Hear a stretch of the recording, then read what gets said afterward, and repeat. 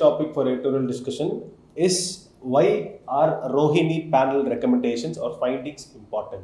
So what this article deals with is that it talks about categorization, subcategorization of the other backward classes. So recently the Rohini Commission that was set up in 2017 by the Honorable President has submitted its report. Recently on 2nd August, they submitted their report and we'll see what is subcategorization and what is this Article 340 and how this reservation for OBC came into being. So when it comes to this panel, this particular panel, it is being established by the President through Article 340. So what does Article 340 say? So Article 340 talks about President's power. President, whenever he wants, he can set up a commission to look into the issues or look into the development of other backward classes. So that is the backward classes. So that is what this particular Article 340 says. It is to set up a commission to study the development of backward classes. So 340. So from this 340 only, this recent Rohini Commission has been set up by the President and it has submitted its report. So now, what is subcategorization of OBC? So OBC is basically, yes, 27% of reservation goes to OBCs, and this has been this has been used by only a few OBC communities, only few OBCs, and others they have left behind. Others they do not get enough opportunities or they do not get enough representation. All these things happen, and only a few people, only a few powerful people or a few powerful communities, they get representation or they use this 27%. So when did this 27% come into existence of OBC reservation? So going down the memory lane to 1979, the first time, 1979, there is a commission being set up known as the Second Backward Classes Commission or the Mandal Commission. The first commission is known as the Kaka Kelkar Commission that does not have any inputs here. The second commission, it is very important when it comes to the OBC reservation. In 1979, the government sets up a commission called as the Mandal Commission, headed by BP Mandal. So yes, and this particular commission, it was given a term of reference to study the development or study the progress or what can be done to study the status of backward classes. In 1980, this Mandal report is being given. This Mandal Commission, it is submitting its report. So what does this report say?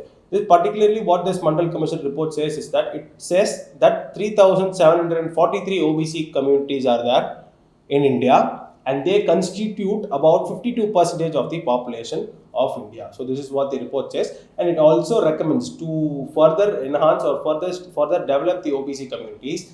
It recommends to give 27% reservation to the OBC communities in addition to the 22% given to the SCs and STs. So totally 22 there, 27 here, we come around 49, 50 somewhere there. So yes, this is the particular reservation criteria that is being given, and this is where this 27% of reservation comes from this recommendation.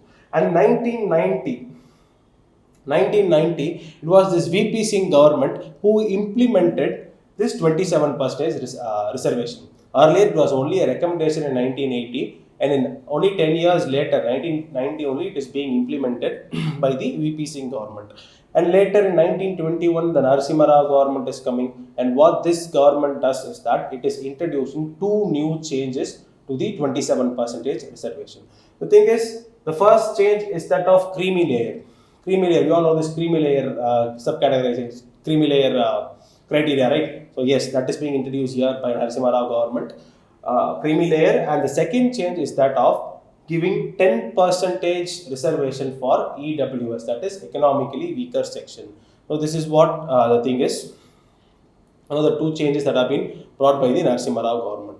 And this particular issue of 10% EWS and 27% creamy layer issue, it is being called into question in the court of law. The Supreme Court is giving decision. There is this particular case called as the Indra Savni case or the Mandal case. In this Mandal case, what happened was the court decided that the 27% reservation is applicable, it is done, okay, it is constitutional. But this 10% for EWS or this creamy layer is also applicable.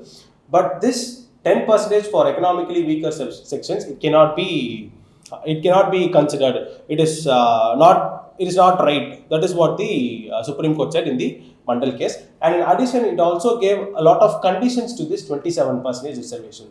There are 5 major conditions that the Supreme Court has given. These conditions are creamy layer.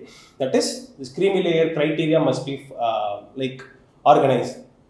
Creamy layer formula must be derived, and all these things were given. Creamy layer, what is creamy layer, what constitutes creamy layer, that criteria is to be decided and fixed. And next is no reservation in promotion. This 27% reservation is only for initial and not for promotions. That is the second condition given by the Supreme Court. The third condition is the 50% rule. We have already seen that, right?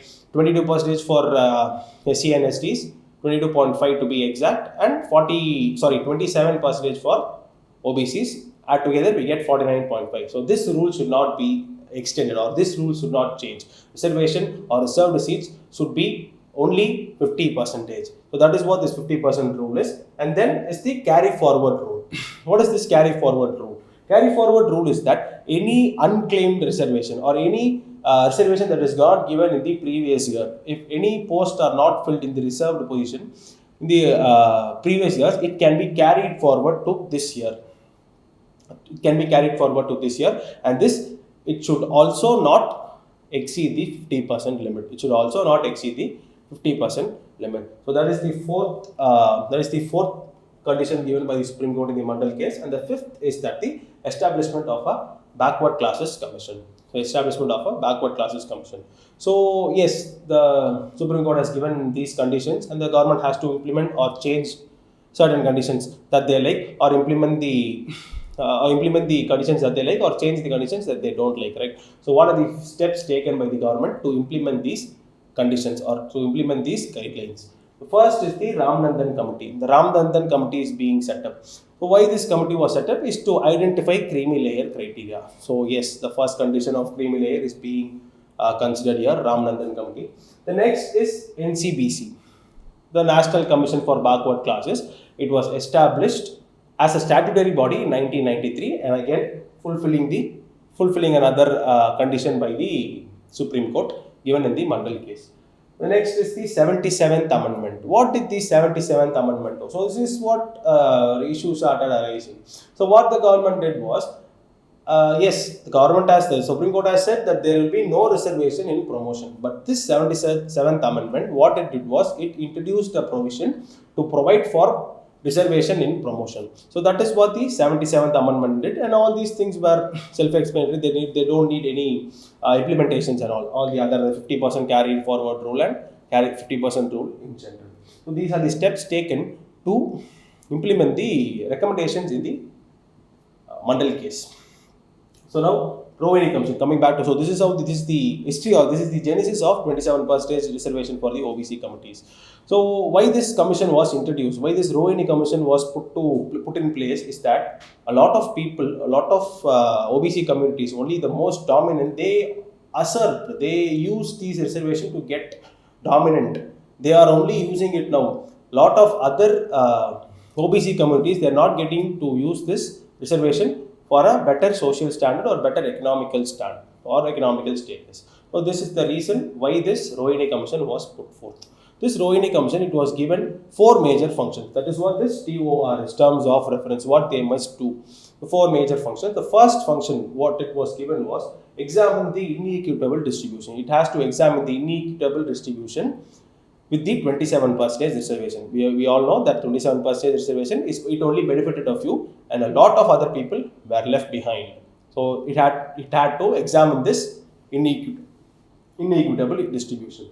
The next thing is mechanism for subcategorization. So it has to give subcategorization. Subcategorization is nothing but separating category based on their level of growth and development, subcategorizing groups into OBCs into particular groups, so that reservation can go to the lesser group in the sense it can go to the more economically or socially backward groups within the OBC community. So that is what subcategorization is. A mechanism, it has to devise a mechanism for subcategorization, and then is the central list classification. It also has to subcategorize the central list classification, central OBC list classification, and the next is to study, scrutinize and make corrections in the central list of OBCs. So these are the 4 major functions before the Rohini Commission, and these functions, to the best of the commission, it has been done and it has been given before in the report. So what are the findings of the commission's report? The first thing is that it suggests this categories. Yes, that is why it was put forth, and it is suggesting such categories for subcategorization. And unequal distribution. Then the second finding is that it is unequally distributed. What is unequally distributed here is that the 27% reservation, it is unequally distributed. It also suggests data. The thing is 97% of opportunities are being usurped or being used only by 25% of the subcaste in OBCs. And again, another more worrisome thing is that 37% of categories, so 37% of subcaste in OBCs, they have zero representation. OBC reservation is there. In spite of OBC reservation, there are 37% of subcaste that are not represented, not adequately, they are not at all represented in the like government offices and all, be it jobs or be it in education and all these things. So this is the findings of the report. So why is this subcategorization important? Yes, it tries to make the reservation equitable. Why is reservation or any form of positive action given? It is to make the playing field level. It is to give equal opportunities to all. It is to give equal opportunities to all. So this 27% was usurped by a particular few, and in order to reverse the trend, subcategorization is done, and those who are least benefited from this reservation are given more opportunities. So that is why this subcategorization is needed, and that is how this article concludes. Thank you.